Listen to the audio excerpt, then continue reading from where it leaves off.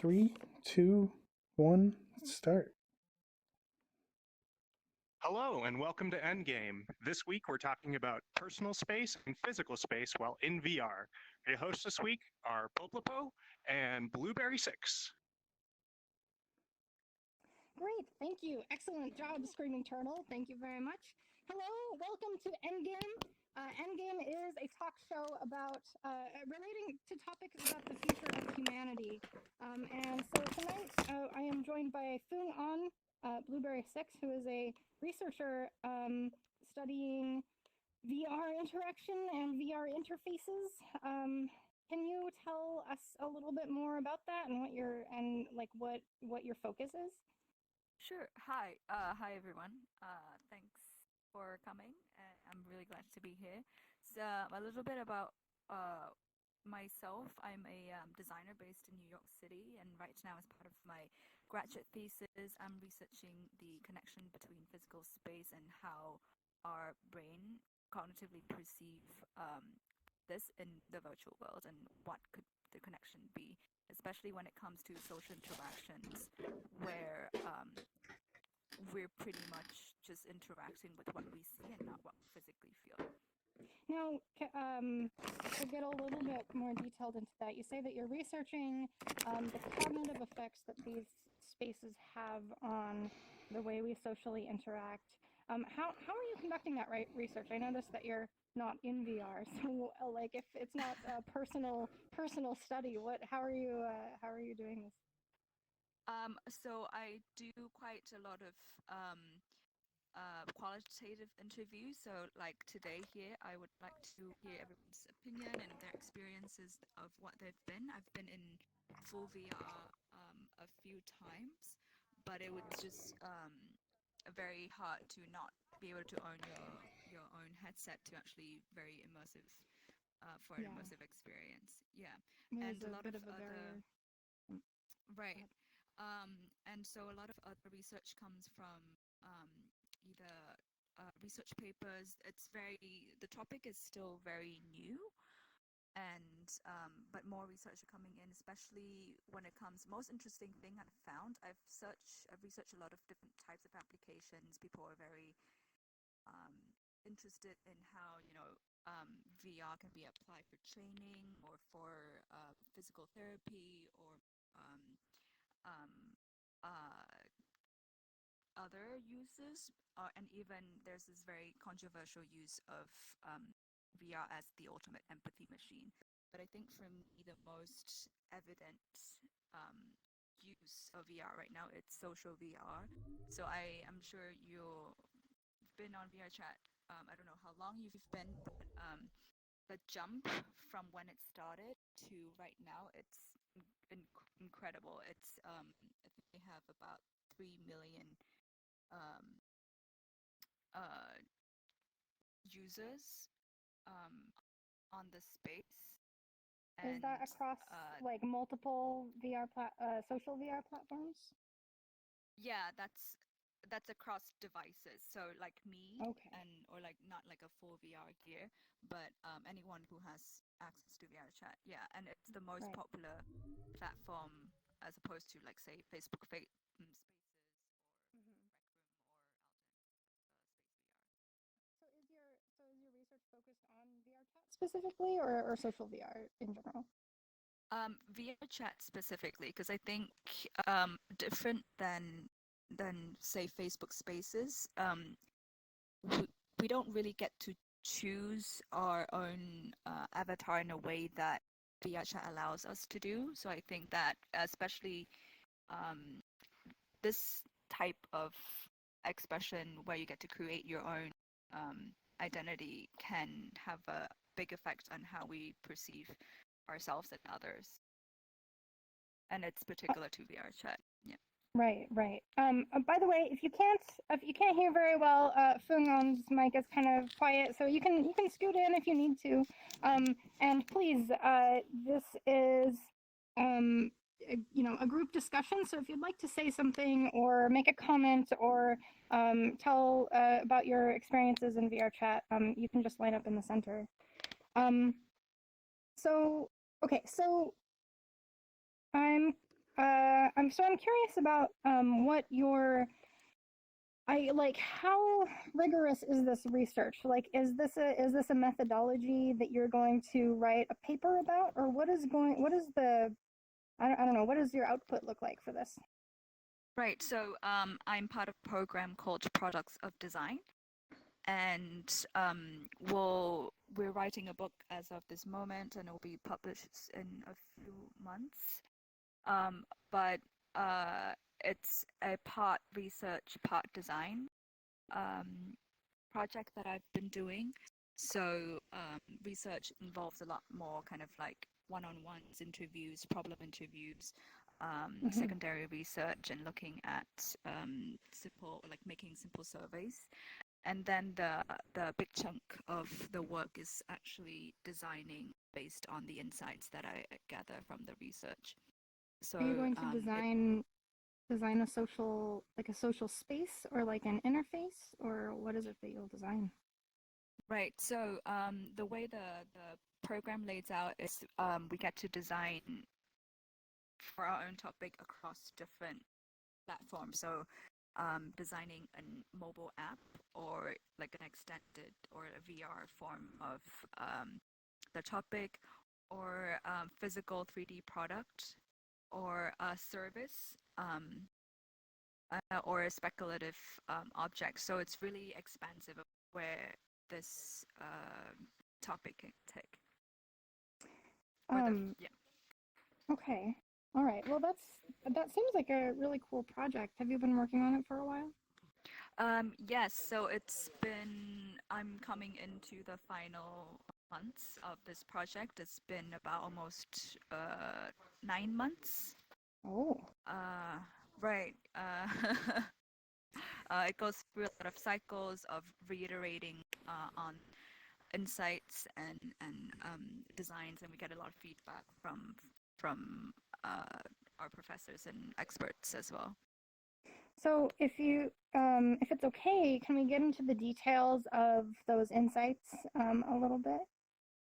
Yeah, so one of the very interesting thing that I find about social interactions in VR, it's the idea of the illusion of embodiment, which means that we see our virtual body as our real body, but Right.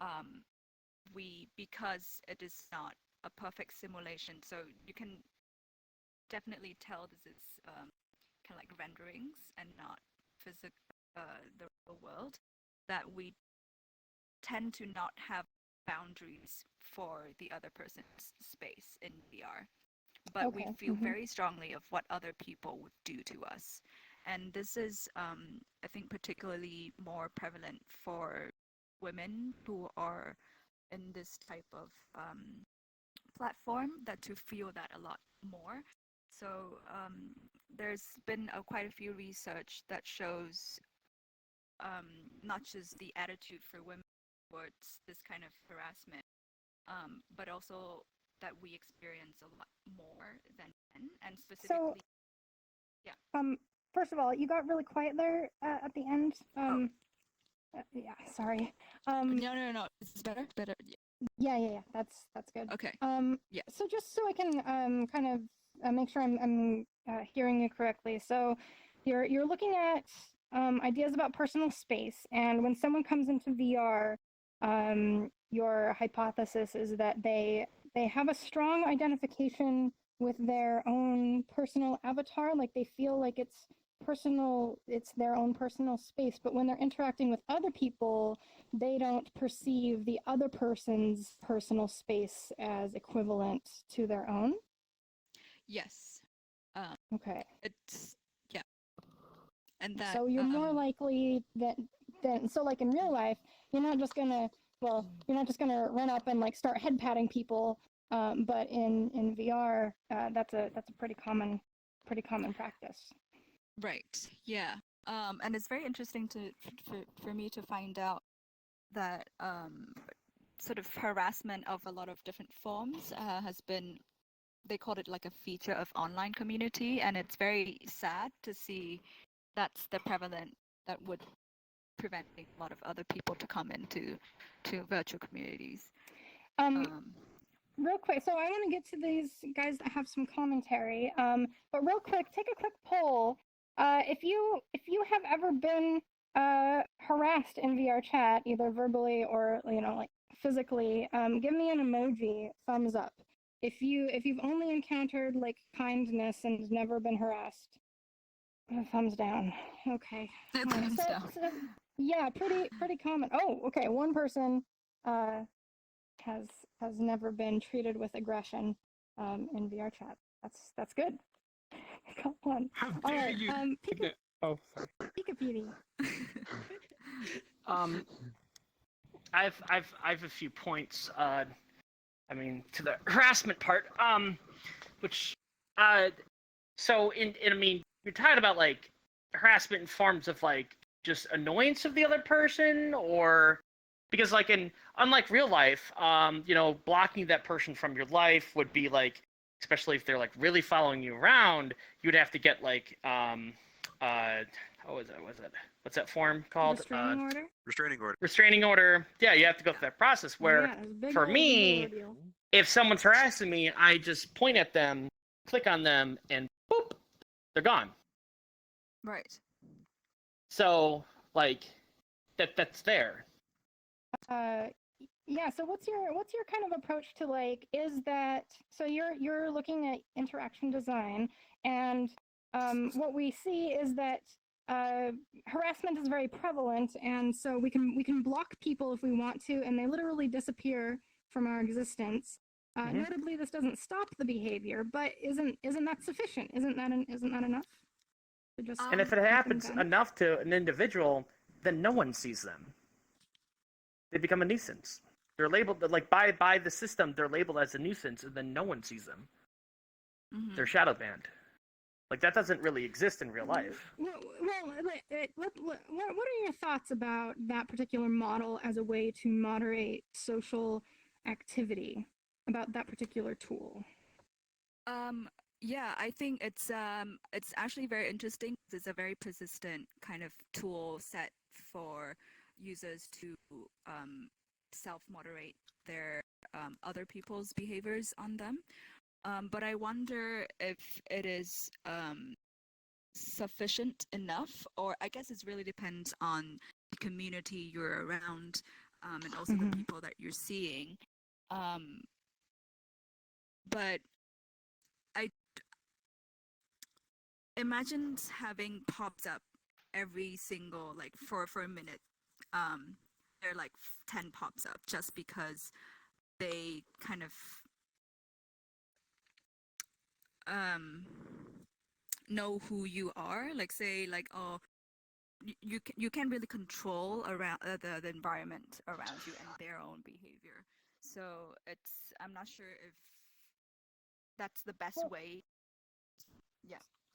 So I do know that this like that the you kind of brought up something where like it kind of has to do with culture, like to go into an environment, I think, where you can either go into an environment where you get harassed every so often, and like occasionally someone will pop up and be annoying, or you can go into and so then you have to block someone, maybe like, I don't know, like once every week or something. Or there's the type of environment where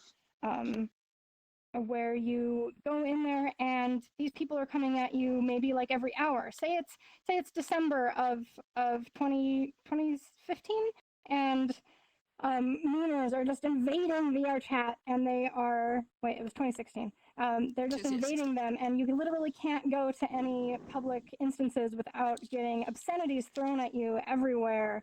Do you think blocking is enough of a, like, if that's the type of environment you're stepping into, you think that's a sufficient design, Pika?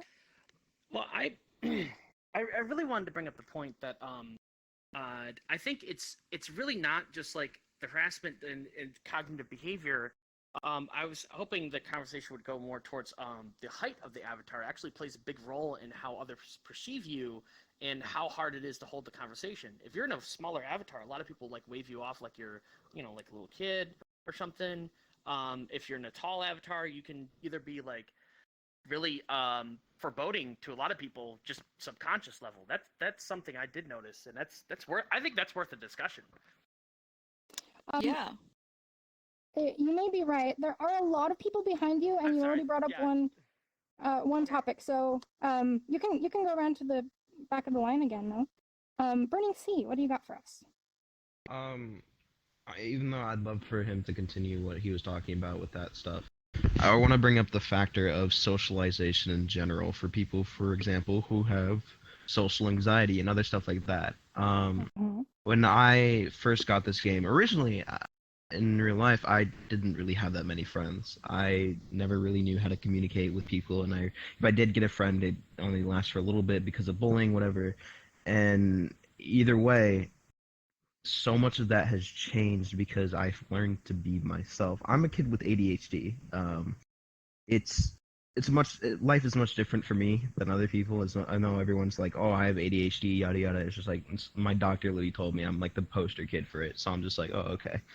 Either way, coming into this game, it was a big experience. I could pick up whatever model I want, and I could run around and be myself, and nobody would have to focus on who I was. I was someone with a name tag and a model. I wasn't someone that could. I wasn't someone that someone could just look at and be like, "Oh, that face is, you're unattractive," or whatever. Oh, let me just change my model real quick. You can't do that IRL.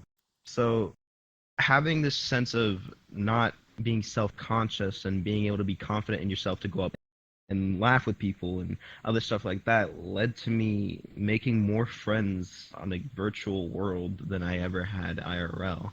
I consider everybody in this room that I've met and are planning, probably will meet in the future, to be family to me, because it taught me how to be social not only in game, but also I was able to take what I was learning, and the more confidence I felt, and I could apply it in school and other social things IRL, which led me to be a Twitch streamer and other stuff like that. So I think it's really helpful in the social anxiety and other stuff like that type of nature. Yeah. Thank you, Burning Sea, for sharing that. That's the sort of like, I kind of hear that. You're not the only person I've heard that from. That social anxiety, it has been a problem for people that VRChat and having this embodiment and this environment that has this sort of freedom has helped them work through something like that. It's something we talk about quite a bit on Endgame, and I think you've mentioned it before. Have you? How often have you heard this? How does it relate to the research that you're doing? Yeah, I actually do hear about this a lot. That because we get to actively choose who we are and represent that in a more actually like truer self, that we get to connect to people in a better way. So Sherry Turkle actually, she's an author for the book Alone Together,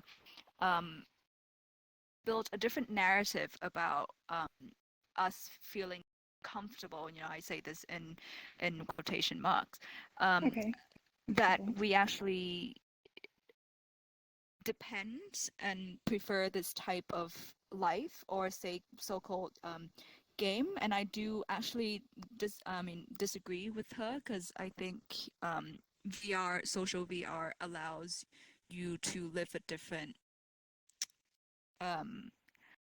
life, that it's not physical, but it's still valid, and it should still be seen as an authentic experience.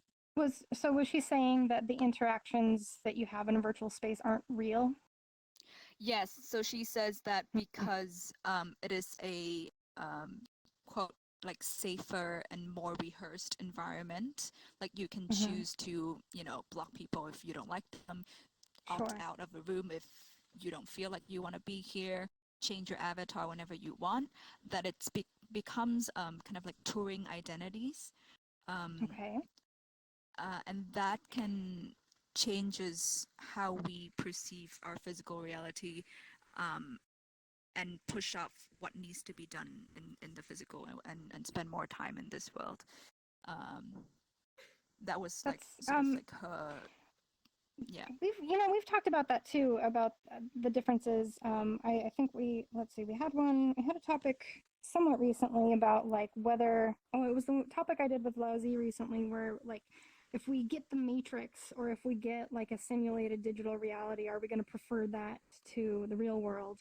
And it was an interesting discussion, and we did hear like a lot of mixed things actually, because a lot of people do get like authentic social experiences here, and they develop feelings for people, and they have like relationships, and it's meaningful to them in the same way that social relationships are in real life. But then plenty of people still like are like, well, it's not as robust as the real world. It's not it doesn't meet all of our needs. And so I think there's an interesting discussion to be had there. Can I thank you, just add WC. one more? Oh, I just want to okay, add yes. one more thing. One more thing. Okay, the relationship thing. This is just I'm just gonna bring this in because I feel like since this game adds another aspect of social like calmness, since you perceive everyone as someone character that can change all the time, you don't look at attraction based on via looks and other stuff. You look at it via personality and the way you interact with that person. If you like that person, it teaches you not to look at visual attractions, but rather social interactions and key points. Yeah. That's what I feel like. It's really weird because No, originally I'm I'm going to stop you there because we need to keep going. but But yeah. you make a good point, and it's one we have brought up here before, and the way we've talked about it before is that like when someone's an avatar, you are interacting with, you're just two like raw personalities interacting with each other, and you're not constrained by the restraint like of like, oh, you look like this, so I think of you this way. There's none of that there. It's all just like how we behave towards each other. Anyway, that's the argument for that, I think, or at least one of them. Yeah. Skeleto. Hello, and thank you for all the research that you do. A lot of the stuff that you research is something that I've been very interested in as well. One of the things that I will say, though, I have looked at VR as not only being a entry point for a lot of ability to socialize with people in general, because in the end, you're talking to another human being on another side.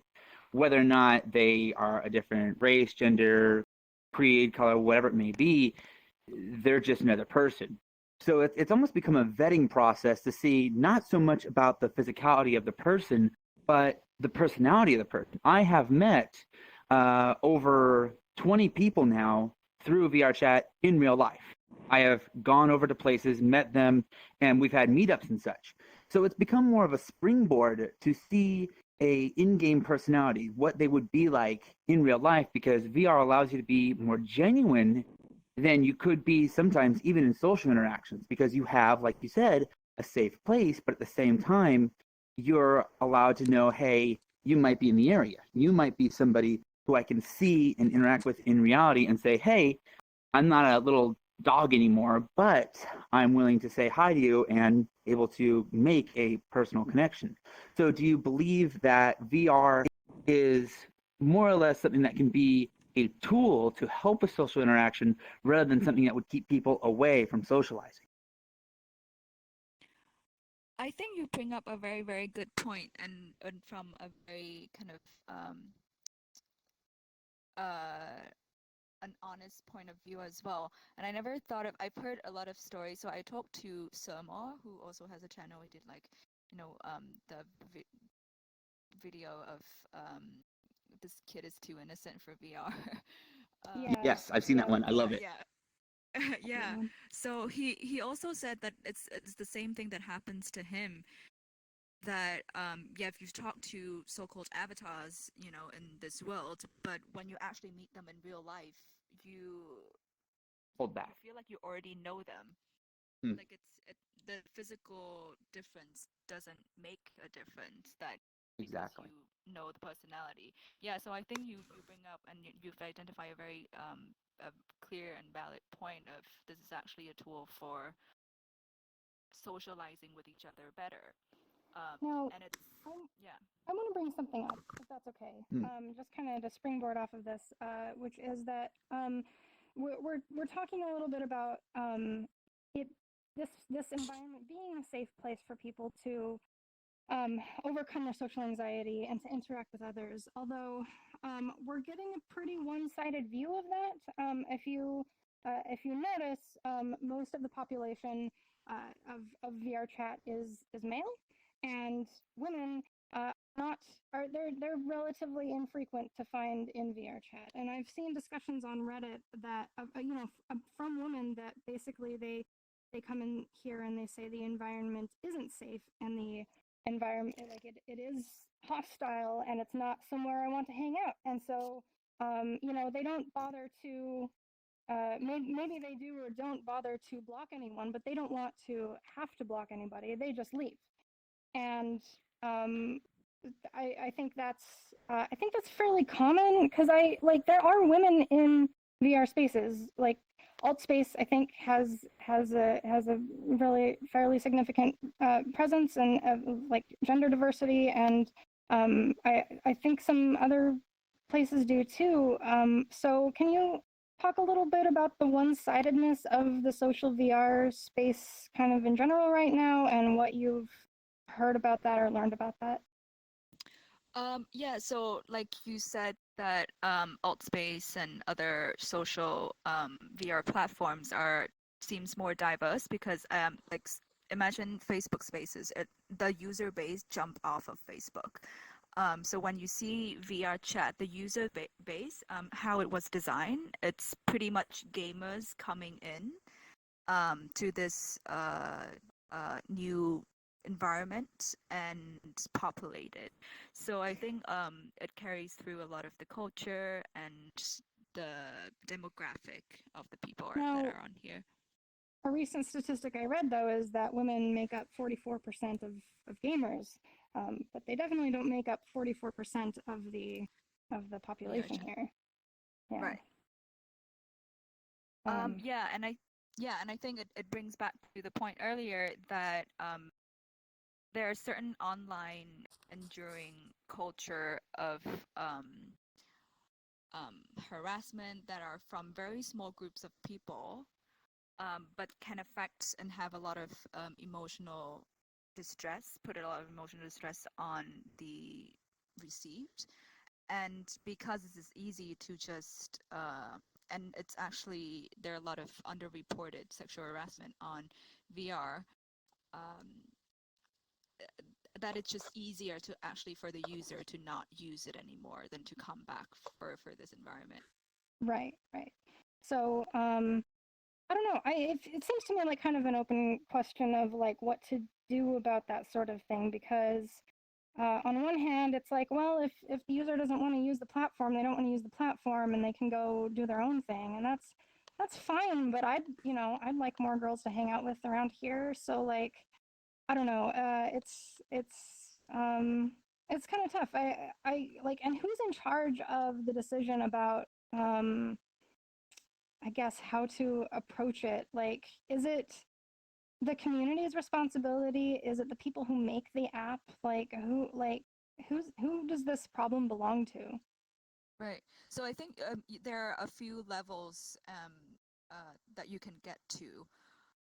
First is like our own the tools that developers provide for the user to say moderate their own environment, right?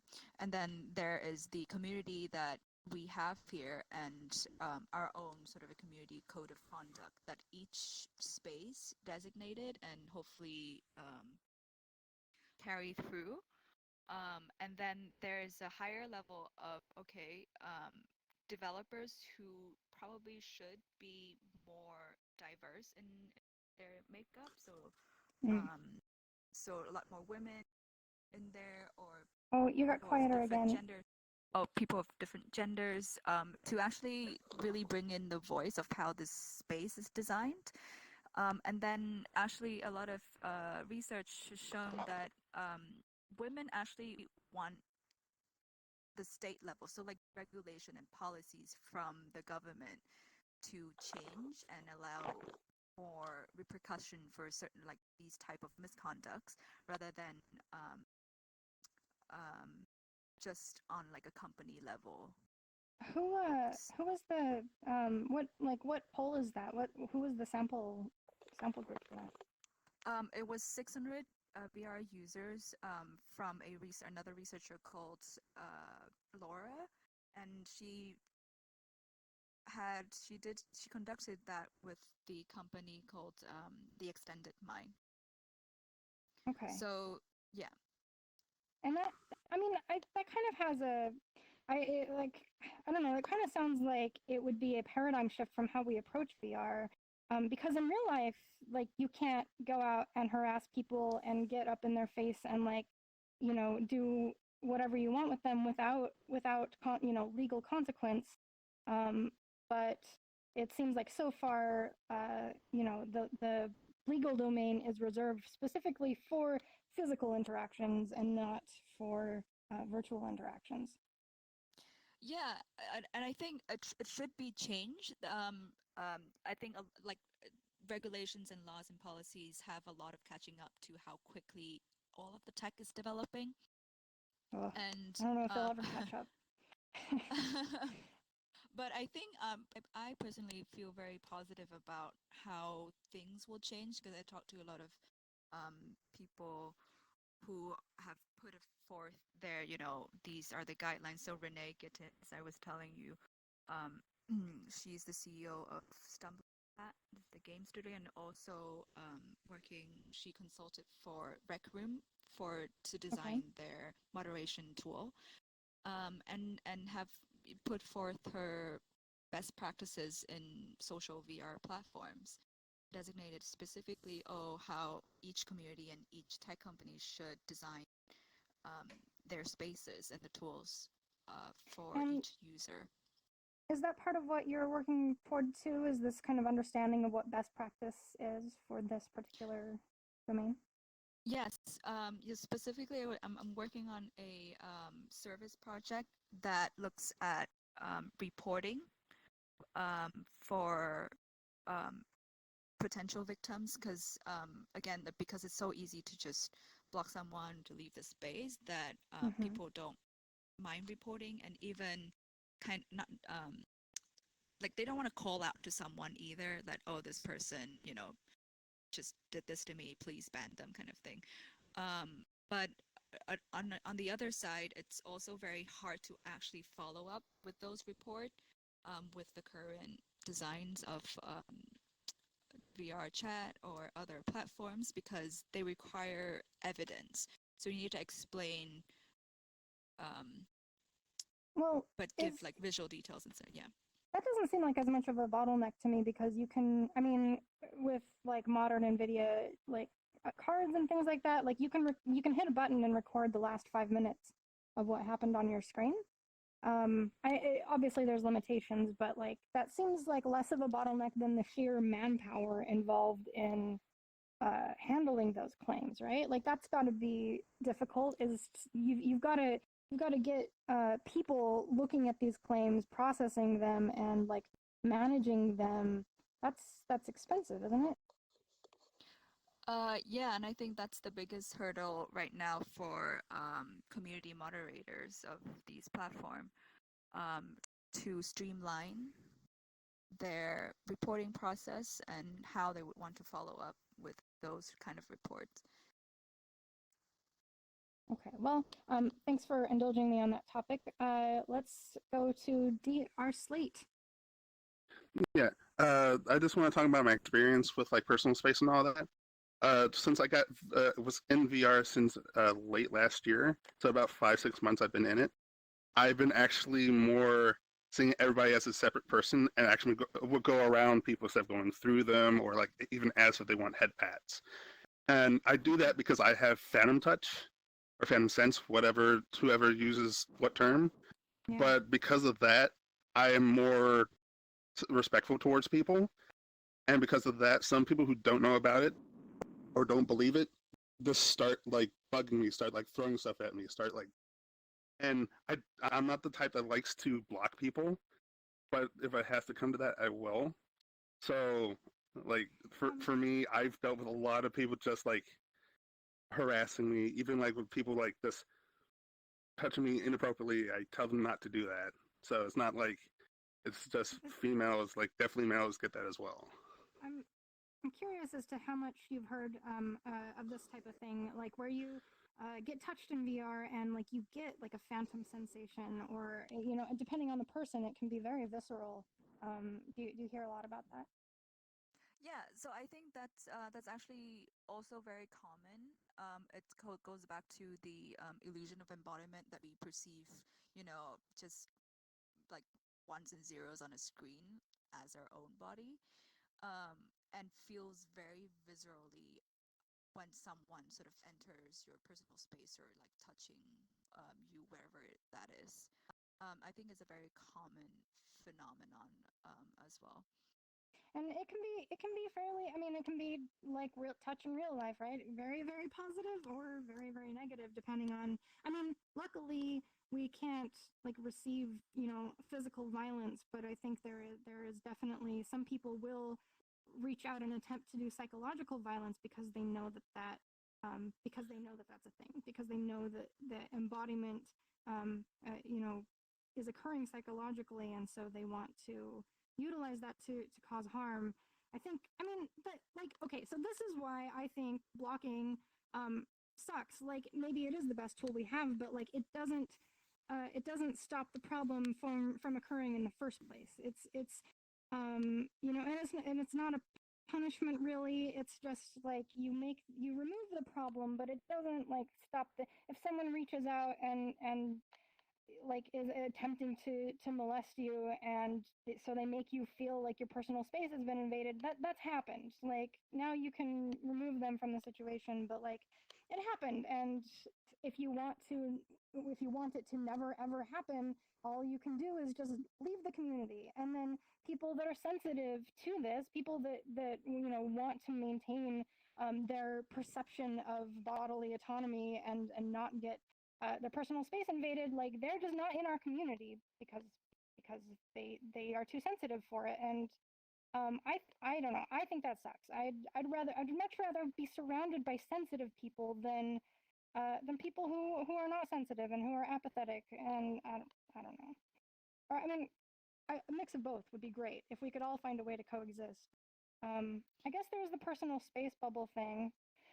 So that's another, you can make someone disappear if they cross a certain radius. Um, have you used that one? What are your thoughts about that particular? Yeah, I think it's a step towards the right solution, but I think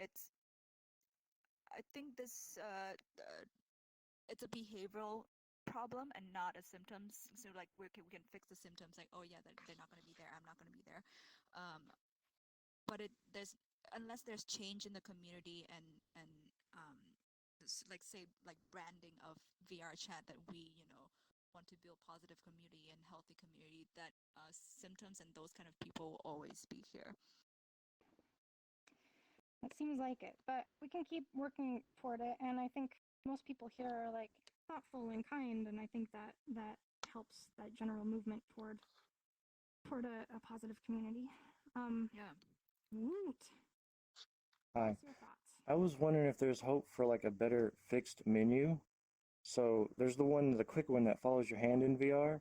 Let's say you're laying back or sitting back, and like, since we're talking about social interactions, let's say someone is making music and you want to block them. Well, when you open stuff to block the person, you have to like get up and look down because the fixed menu is down below her instead of where you're looking. Now, that sounds like something that should be a canny item. If everybody doesn't know, the VRChat feedback forums are at, I believe, vrchat.canny.io. Is that right? Can anyone confirm that is the URL? I think that's right. So more like specifically, like, hopefully the VRChat devs will implement some sort of greater flexibility in that regard. But this is directly related to your user interface study, right? Where like making experiences socially cohesive is probably a part of that. Yeah, I think that's a very specific user experience problem, and I think it can be a very quick fix. And I wonder how did you, besides that specific placement of the settings, the UI, how did you think that can change your interaction with other people? Well, How would it affect your social Yeah. interaction if you could have the menu, you know, in a conveniently visible spot? well, like say if you was to access a menu that is a fixed one, instead of it being lower and down, and you were like laying down or whatever, you could jump worlds without unfixing yourself in real life. Jump worlds on your friends or block people that are annoying you without taking the time to undo yourself to get to the menu lower.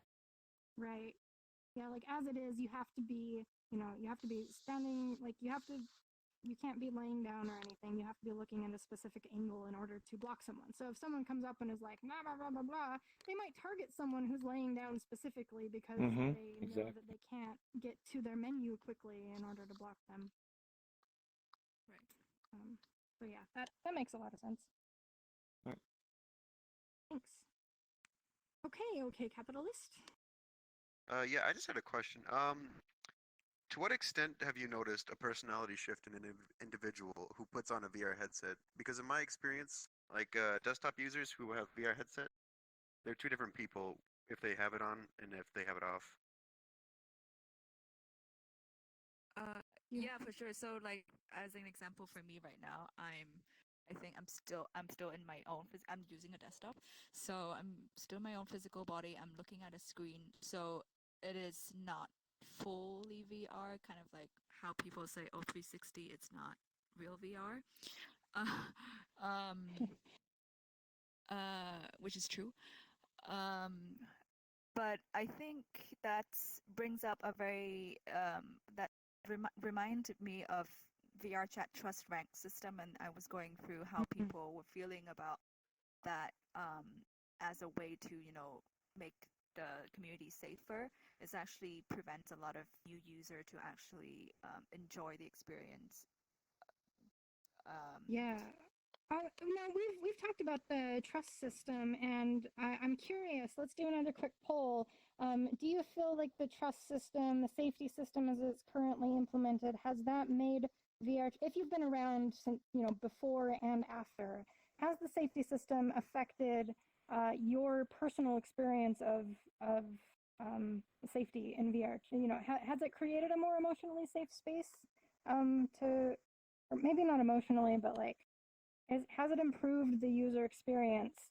Do a thumbs up if yes, thumbs down if no. Okay. I gotta say, I'm actually kind of in the middle. It's improved my performance experience. Like I can turn, you know, I've been able to turn off avatars. And maybe like I don't know, you can turn off loud noises and stuff, which I guess kind of helps, but I don't know that socially, I don't know that it's had the social, I don't think it's had the social effect that we predicted, or that I predicted, I guess I should say, where it has this hierarchy, but maybe it does. Maybe I haven't been paying attention either. But that was our concern, was that it would introduce social hierarchy. You know, through very visual indicators, you can see who's in the elite and who's not in the elite. And I feel like I do use that information, but I don't know if it's, I guess I'm not sure what kind of effect that's had in general. Yeah, some people were saying, especially new users, they got kicked out of rooms very quickly because it's a new user, and other people just like, I don't have time to deal with you, or if someone else is being annoying, then you get lumped into them. So it's not the best for. Very likely. Yeah. Okay. All right, it's life. Hey, so I just wanted to like voice my opinion or like kind of make an argument about something you guys were talking about earlier, and you were talking about like how females wouldn't want to go into this game and how they were rare to come by or due to all the like harassment and stuff on here. And I wanted to argue that from what I've experienced, everyone has their own experiences and opinions. But personally, I've felt like I've met an even percentage of females and males, and the harassment and um, kind of things that people are put through aren't only like directed towards one gender or one community. There's so much diversity in this game, and I've experienced it. I have like gay friends, I have multicolored friends, female friends, anything. And I feel like um, we all get a fair amount of harassment. No matter who we are, um, we each have someone that decides to get on this game and make it their goal to cause a problem. I've personally felt and experienced a lot of people just coming up to me, and whether it's male or female, I've had multiple people across different spectrums come up to me and for no reason harass me and call me names just because of an avatar I'm using or just because of um, what I'm doing. You know, I'll just be hanging out and they just do that. So I think you make a decent point, and I think this is something worth talking about. And I think you're right. There's lots of different type of harassment, and everybody, like we just saw, we did that poll earlier. Literally everyone gets harassed in VRChat.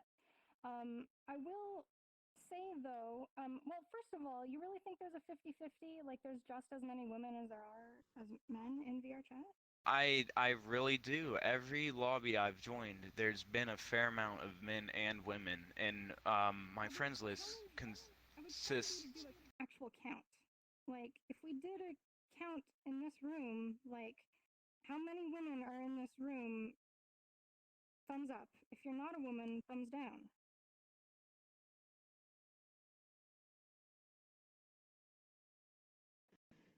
So, okay, so at least this is one example. It's just a single use case, but I would challenge you to like actually do a count, like do a number count, because that can sometimes be very revealing. But that's kind of irrelevant to the harassment issue. I will say, I can't speak for everybody, but I know that my personal feelings about it are, so I've been the recipient of harassment, and I've been the recipient of multiple types of harassment. And I can tell you, so take this for what it's worth, like how much you want to, how you want to interpret this. But personally, I feel the internal experience, the internal psychological impact of harassment at me based on my gender versus harassment at me based on just like the other person being an asshole, like, and they're not, they're just being rude.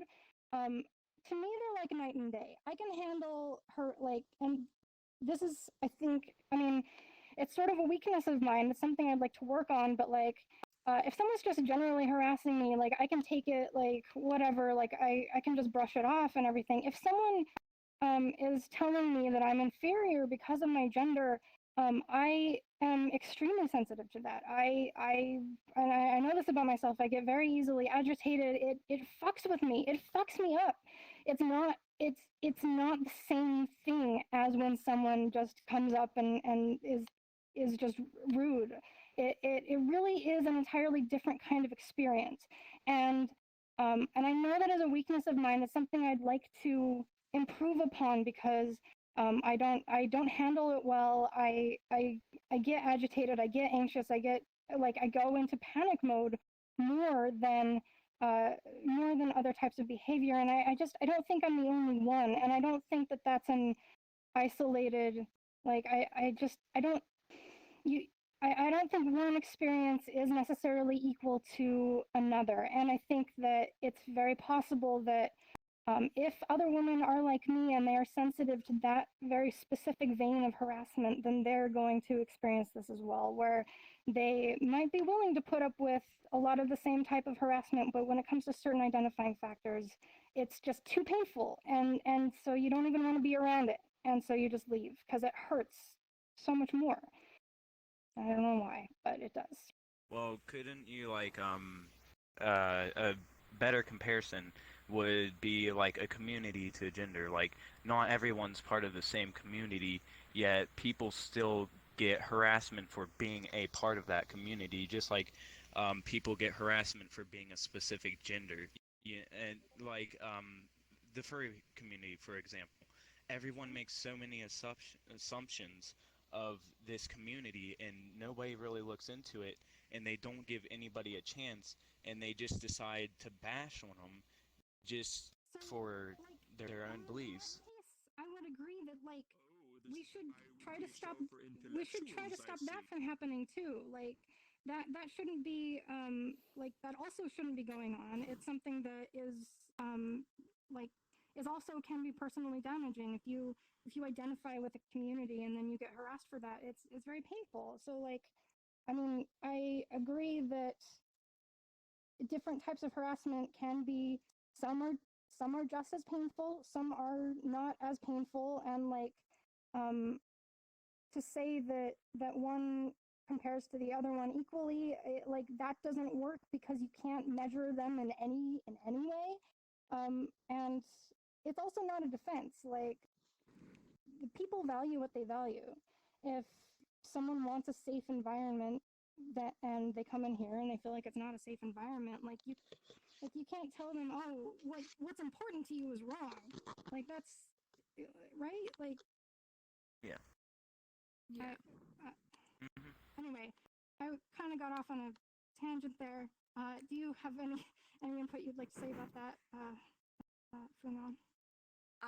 Yeah, so it comes to what you were saying about how there are different types of harassment, and I think women experience or female experience a different kind of harassment, and most of the time it's sexual harassment. So I think actually men do experience more harassment, like kind of like name calling or just mostly that, but the they don't tend to experience sexual harassment that actually emotionally um, affect them to the extent that would to a woman. And yeah. Yeah. Have you heard that about VRChat too, though? Because that is actually something I've seen in VRChat is men who wear female avatars do get sexually harassed. Have you heard from that in your research? I have seen it. I think it's amazing what YouTube has, because some people are confident enough to upload those kind of play online. Yeah. Mm-hmm. And they're just these two avatars. One's a woman avatar, and the other is a male. And I mean, no one's stopping them, no one's censoring. But yeah, it's kind of like role playing. It's fun to look at for some, but probably not everyone. Yeah, well, I mean, when it comes to role playing, like erotic role playing, that's something that happens, and in that regard, like it's all about consent, right? Like if you've got consenting parties, then utilize the potential of VR. I think that's a positive in my book. Yeah. But yeah, that's a pretty deep topic that we've touched on a couple times before as well. Regents. Yes, and so and this is actually a very like she was saying, and the fact that it's all male people coming up goes to your point of a female voice. Probably would be more knowledgeable on this subject, but I guess, and I don't want to dismiss the real feelings and interactions that people have had to deal with in here. But kind of as a devil's advocate, my concern is that when you talk about there's different types of ways to try to resolve the issue. One is the current one, which is reactionary, and it's done by a person where they have to block themselves. They have to block someone else. But to have a punitive system which would a punitive system would hopefully prevent people from feeling like they have the ability to do it because they're scared of repercussions. Now, to do it on a financial way, like a lot of games, the way they handle blocking and is that if the game costs money, then suddenly it's a lot bigger of a deal to be blocked or banned from a game. Where because this is free, you can make a new account very easy. But to actually, my concern is it almost sounds like certain people are thinking that the best way to handle it would be a criminal punitive system, which I do understand that's some of the harassment does fall into criminally harassed. But the problem is you would have to basically have every person give their identity when they sign up for the platform. And I think you would actually have part of the reason a lot of these people have are able to socialize here and they feel like they can't elsewhere is because it's a low stakes environment. Where if suddenly you're making people connected to their real life like social security number or whatever. Now all of a sudden it's a high stakes environment again.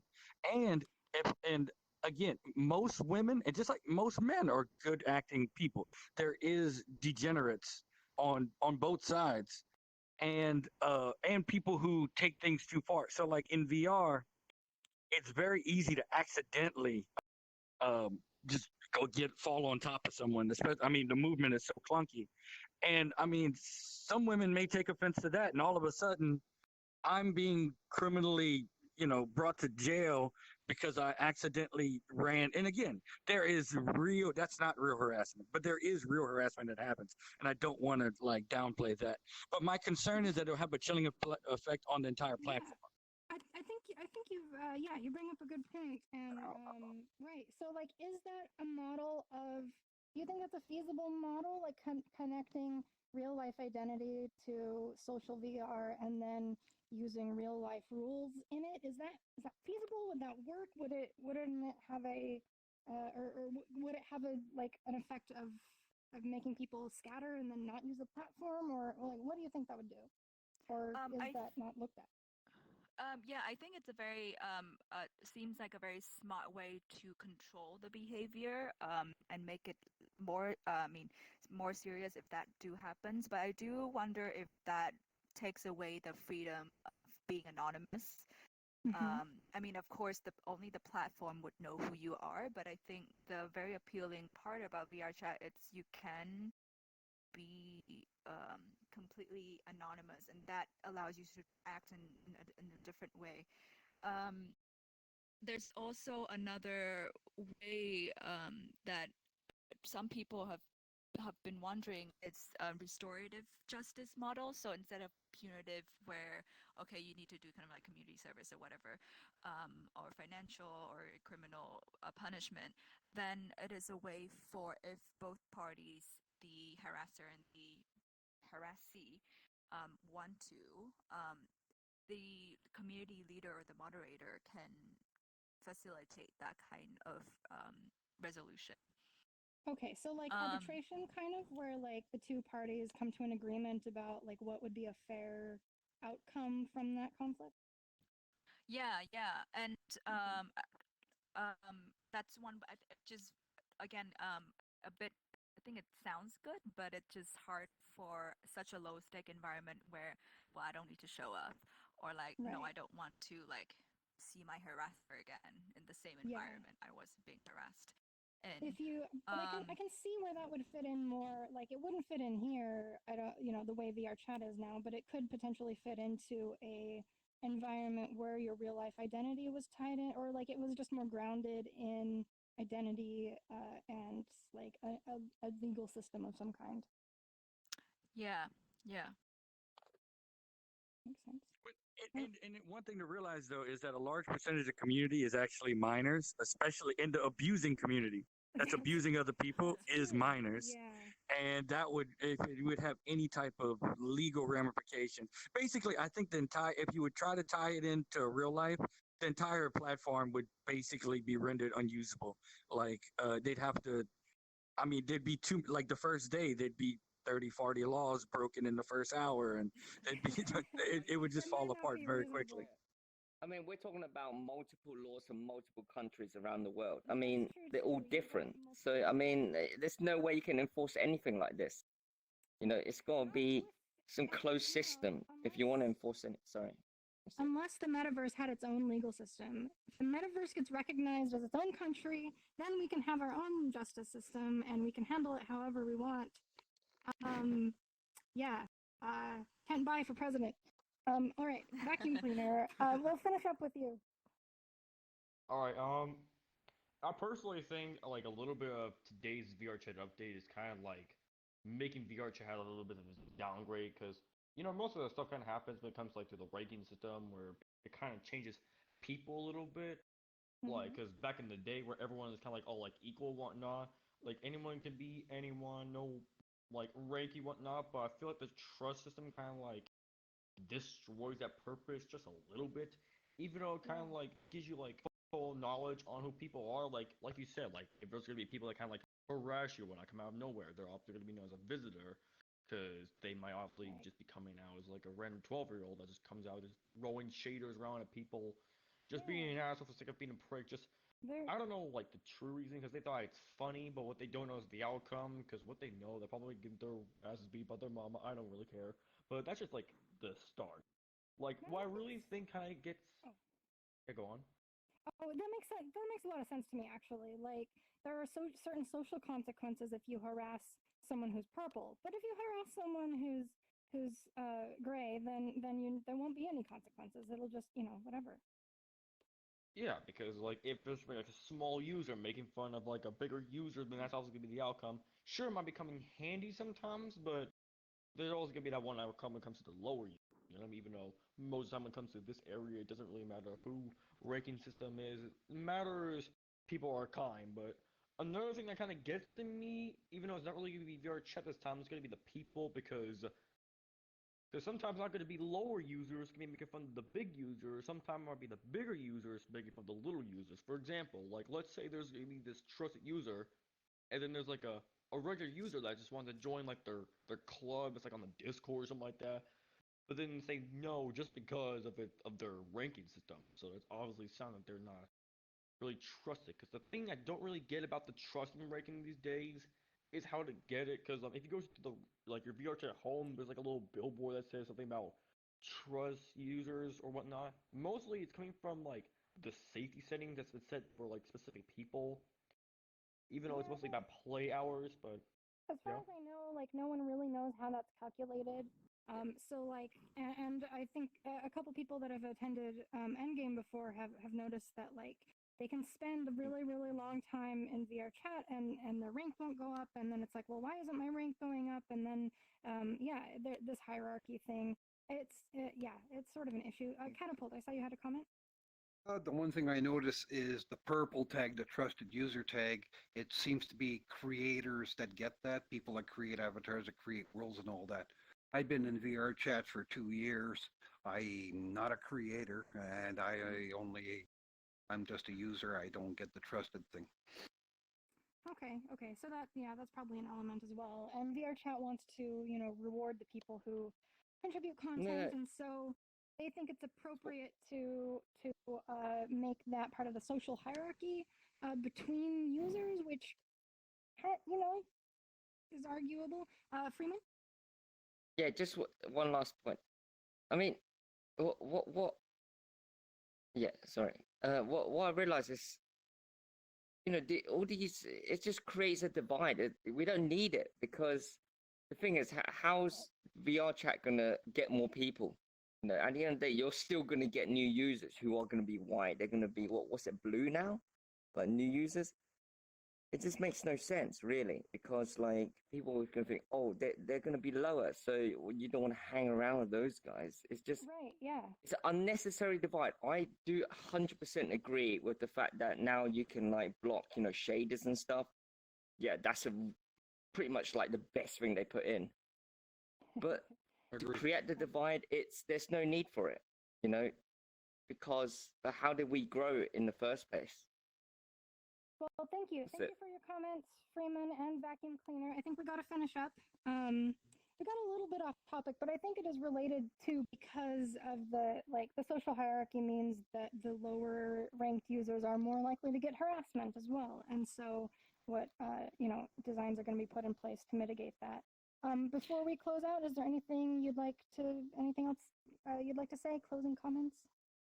I'd just like to say thank you so much for being here and really voicing your own opinions and your own experience, and really contribute more onto this topic. Yeah. Cool. All right. Well, thank you. I'm going to turn off the security system and we can get a final image. I might, let's see, Alboy, do you take this or should I'll take one too, just in case. Are your voices on the Discord? Yes. I Posted on the wanna see a change Alright, let me tonight. say on 3. A change